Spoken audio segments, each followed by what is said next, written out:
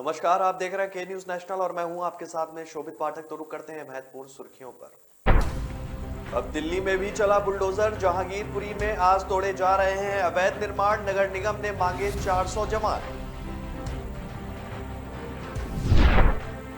जम्मू कश्मीर में पीएम मोदी देंगे कई सौगात। पंचायती राज दिवस पर 24 अप्रैल को आएंगे पल्ली गांव। 10,000 नए स्वास्थ्य उपकेंद्र बनेंगे। 4 शहरों में हेली सेवा। लाइव इमरजेंसी मॉनिटरिंग सिस्टम की होगी पहल। मुख्यमंत्री योगी आदित्यनाथ ने दिए निर्देश। फिर से मुश्किल में फंसे संजय राउत। बार एसोसिएशन ने दायर की अवमानना याचिका। और आज अखिलेश यादव पहुंचेंगे आगरा। भीमनगरी हादसे की पीड़ितों से करेंगे मुलाकात। सपा नेताओं के साथ होगी बैठक। हनुमान जयंती के मौके पर शोभा यात्रा पर पथराव होने के कारण सुर्खियों में आए जहांगीरपुरी में अतिक्रमण हटाने के लिए कई विभागों ने संयुक्त कार्यक्रम तय किया है। बुधवार से बृहस्पतिवार तक चलने वाले इस कार्यक्रम में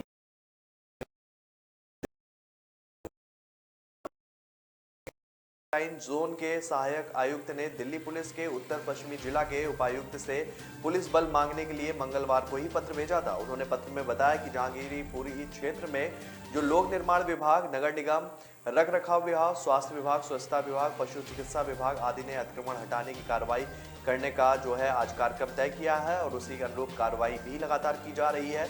इस संबंध में बुधवार और बृहस्पतिवार को अतिक्रमण हटाने की कार्रवाई के दौरान कानून और व्यवस्था बनाए रखने के लिए 400 पुलिसकर्मी की आवश्यकता है और वहां पर उनको लगाया गया है। इस कार्रवाई को विभिन्न राज्यों में दंगाइयों के खिलाफ की गई कार्रवाई के तौर पर भी देखा जा रहा है।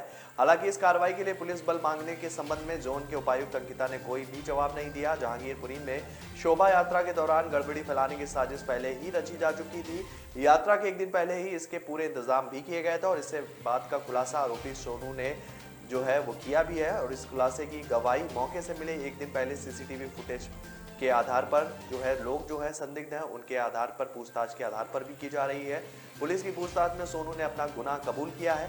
उसने बताया कि हनुमान जयंती के दिन कुशल चौक के पास फायरिंग की थी और पुलिस ने सोनू के कब्जे से पिस्टल बरामद कर ली है। आरोपी ने बताया कि उसने पिस्टल को काफी पहले अपने एक परिचित से लिया था और घर में रखा था और इसके बाद भी आज सुबह से देख सकते हैं कि जहांगीरपुरी में बुलडोजर वहां पर अवैध निर्माण जो बना हुआ है उनको लगातार ध्वस्त कर रहे हैं। कई भारी संख्या में पुलिस अर्धसैनिक बल भी है जिसने अतिक्रमण हटाने से पहले फ्लैग मार्च किया था और अभी ताजा अपडेट ये है कि सुप्रीम कोर्ट ने इस पर रोक भी लगाई है।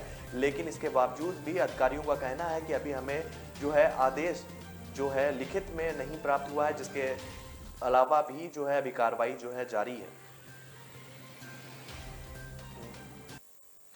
राष्ट्रीय पंचायती राज दिवस पर 24 अप्रैल को सांबा के पल्ली गांव आ रहे प्रधानमंत्री नरेंद्र मोदी जम्मू कश्मीर को कई सौगातें देंगे।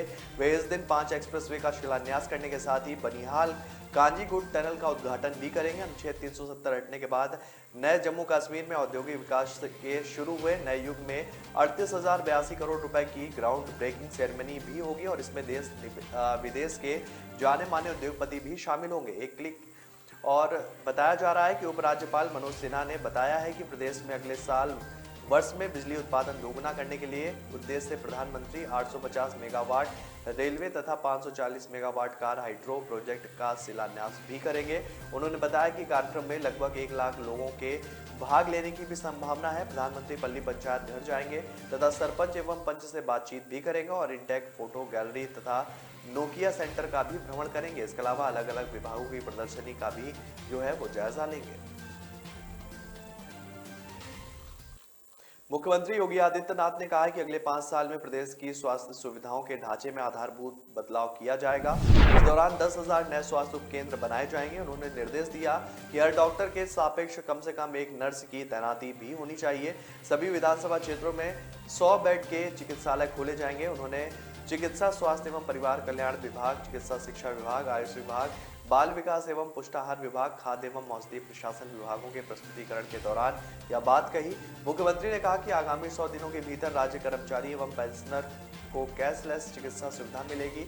उन्होंने हर जिले में dialysis, CT scan, new born stabilisation और unit special new born care unit की संख्या बढ़ाने की बात भी कही है। उन्होंने कहा है कि डायलिसिस को टेली कंसल्टेंसी व नेफ्रोलॉजिस्ट की सुविधाओं से जोड़ा जाएगा। डेंगू, मलेरिया, चिकनगुनिया, जापानी बुखार और ईएस जैसे बीमारियों के नियंत्रण के लिए मिशन जीरो को प्रभावी भी बनाया जाएगा। इंडियन बार एसोसिएशन ने बॉम्बे हाईकोर्ट के न्यायाधीशों के खिलाफ झूठे, निंदनीय और अवमाननापूर्ण आरोप लगाने के लिए शिवसेना सांसद संजय राउत पर अन्य के खिलाफ अवमानना याचिका सह जनहित याचिका दायर की है।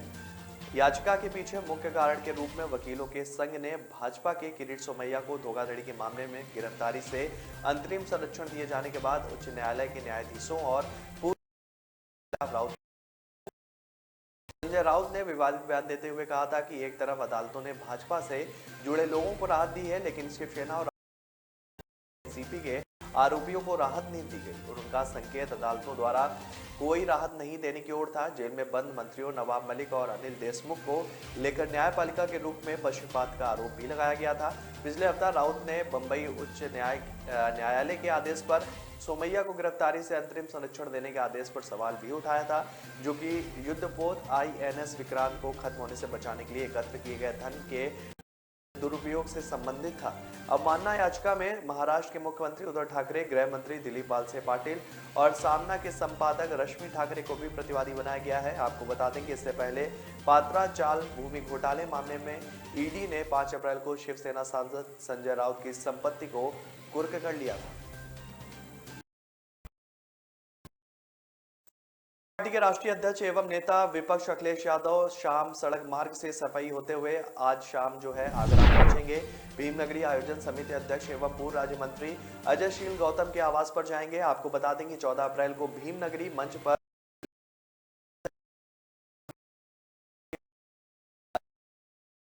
10 लोग वो घायल हो गए थे।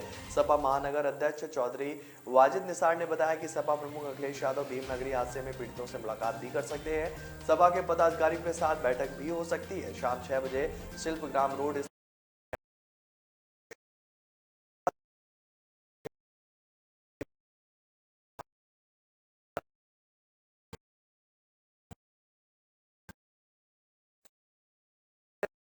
पूर्ण सुर्खियों पर।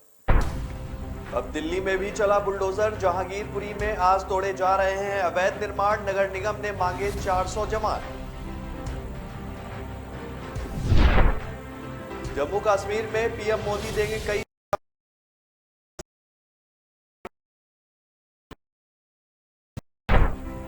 10,000 नए स्वास्थ्य उपकेंद्र बनेंगे। 4 शहरों में हेली सेवा। लाइव इमरजेंसी मॉनिटरिंग सिस्टम की होगी पहल। मुख्यमंत्री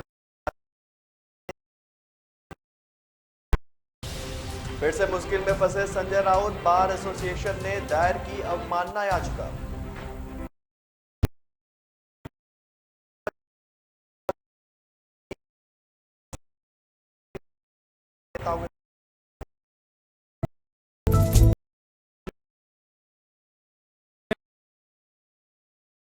के झुलसते सवालों का होगा दंगल देश का।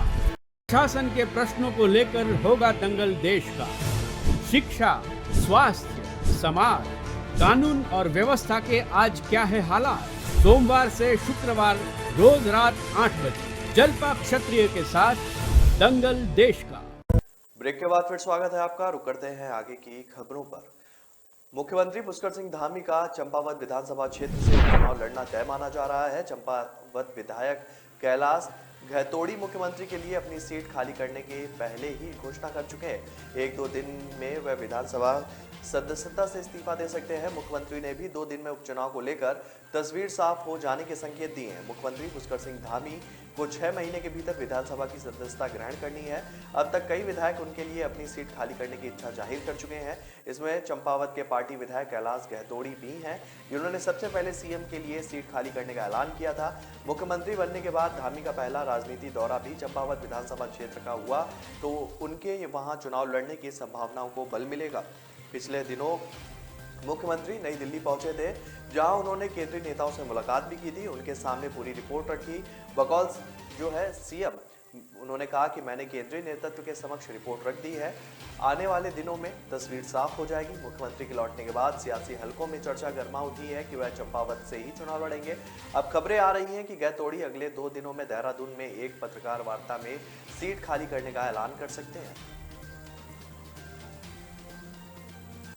देश में बढ़ते कोरोना के मामलों ने एक बार फिर से लोगों की परेशानी को बढ़ा दिया है। संक्रमित मरीजों की संख्या में आज फिर से भारी बढ़ोतरी देखी गई है। स्वास्थ्य मंत्रालय द्वारा बुधवार के आंकड़े के अनुसार बीते 24 घंटे में कोरोना के 2067 मामले सामने आए हैं, जो कि कल की तुलना में 820 यानी कि 66% अधिक है। इस दौरान 40 लोगों की मौत भी हुई है। हालांकि 1547 लोग डिस्चार्ज भी हुए हैं। देश में सक्रिय मरीज की संख्या भी बढ़कर 12,340 हो गई है, जो कि चिंता का विषय है। महामारी की शुरुआत से लेकर अब तक कुल 5,22,006 लोगों की मौत हो चुकी है।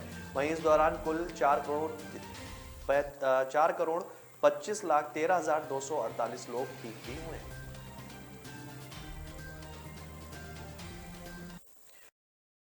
बुधवार सुबह कपी व आपके बागी नेता डॉक्टर कुमार विश्वास के घर कार्रवाई के लिए पहुंची है और इस पर कुमार विश्वास ने केजरीवाल को निशाना बनाते हुए बिना उनका नाम लिए पंजाब के मुख्यमंत्री भगवंत मान को चेतावनी दे डाली। कुमार विश्वास ने ट्वीट किया कि सुबह सुबह पंजाब पुलिस द्वारा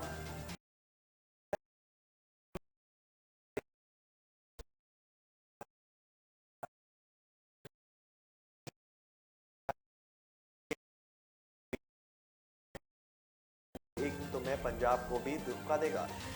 चेतावनी याद रखें, पंजाब चुनाव के दौरान कुमार विश्वास के कई बयान जो उन्होंने केजरीवाल और पार्टी के खिलाफ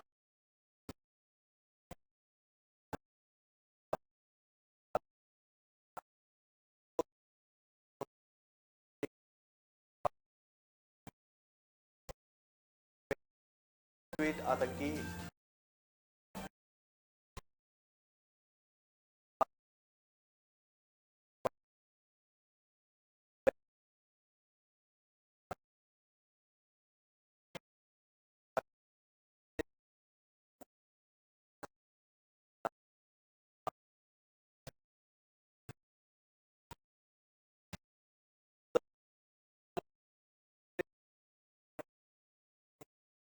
आईएएस अधिकारियों पर भरोसा जताया है। त्रिवेंद्र राज्य में मुख्यमंत्री कार्यालय की कमान संभाल चुकी राधा रतूड़ी एक बार फिर से जिम्मेदारी संभालेंगी। वहीं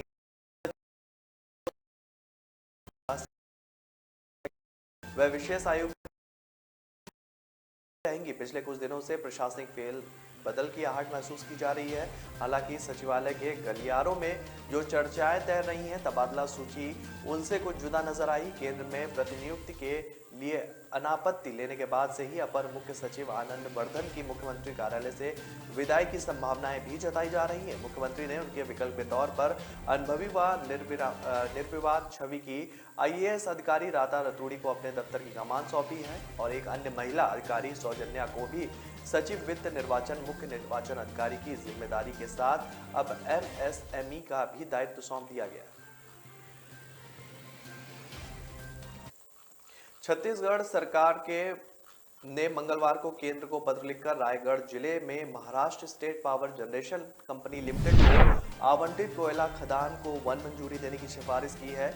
एक अधिकारी ने जानकारी दी है। महाराष्ट्र के ऊर्जा मंत्री नितिन राउत के रायपुर में छत्तीसगढ़ के मुख्यमंत्री भूपेश बघेल से मुलाकात करने और रायगढ़ वन मंडल में महाजेनको को आवंटित गारे पेलमा सेक्टर 2 कोयला ब्लॉक के लिए आवश्यक मंजूरी पर चर्चा करने के लिए एक दिन बाद छत्तीसगढ़ सरकार ने कदम उठाया है।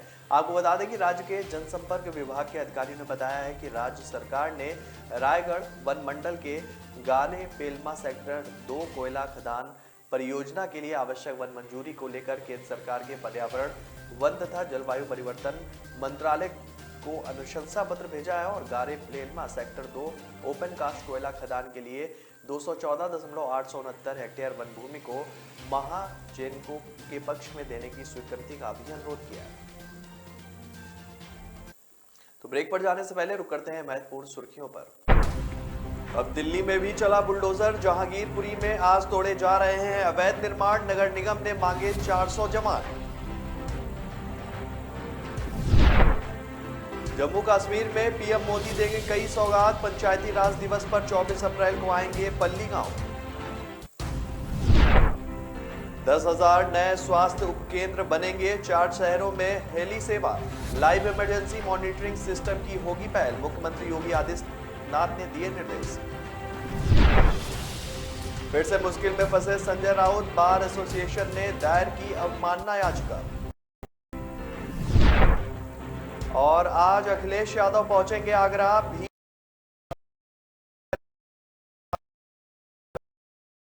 न ऐश का न द्वेष का, यह दंगल है देश का। सुलगती समस्याओं के झुलसते सवाल देश का। प्रशासन के प्रश्नों को लेकर होगा दंगल देश का। शिक्षा, स्वास्थ्य, समाज, कानून और व्यवस्था के आज क्या है हालात। सोमवार से शुक्रवार रोज रात 8 बजे जलपा क्षत्रिय के साथ दंगल देश का।